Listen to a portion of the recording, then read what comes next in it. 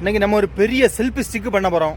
அந்த வீடியோ தான் பார்க்க போகிறீங்க. எவ்வளோ பெரிய செல்ஃபி ஸ்டிக்குன்னு பாருங்க. நம்ம தேவையான பொருள் இந்த மாதிரி ஒரு மொபைல் ஹோல்டரு, அப்புறம் ஒரு சின்ன ஸ்க்ரூ, அப்புறம் பெரிய ஒரு கம்பு. இதுதான் அந்த பெரிய கம்பு. எவ்வளோ பெருசாக இருக்குன்னு பாருங்க. ரொம்ப பெருசாக இருக்குது. காத்தாடி கம்பு. இதை வச்சா நம்ம செல்ஃபி ஸ்டிக்கு பண்ண போகிறோம். ஃபஸ்ட்டு அந்த கம்போட ஒரு எண்டில் வந்து இந்த மொபைல் ஹோல்டராக ஒரு ஸ்க்ரூ வச்சு நம்ம ஒரு டெஸ்ட் வச்சு டைட் பண்ணி விட்ருறோம். டைட் பண்ணி கொடுத்தா இங்கே பாருங்கள், சூப்பராக டைட் ஆயிடுச்சு, பக்காவாக ஆயிடுச்சு. நம்ம செல்ஃபி ஸ்டிக்கு ரெடி. இனிமே தானே பார்க்க போகிறேன் இந்த காளியோட ஆட்டத்தை. காளியோட ஆட்டம் இருக்குது. ரெண்டாவது இருக்கட்டும். கையண்டா இப்படி ஆடுதுன்னு அப்படி தானே கேட்குறீங்க. ரொம்ப வெயிட்டு, நான் நினச்ச மாதிரி இல்லை, செம்ம வெயிட்டு. அதை தூக்கி எடுக்கிற முன்னாடி உயிர் போயிடும், அவ்வளோ வெயிட்டாக இருந்துச்சு. ஆனால் நல்லா இருந்துச்சு. வீடியோலாம் பார்க்குறதுக்கு சூப்பராக இருந்துச்சு. ஒரு ட்ரோன் கேமராவில் வீடியோ எடுத்தால் எப்படி இருக்கும் அந்த மாதிரி தான் இருந்துச்சு.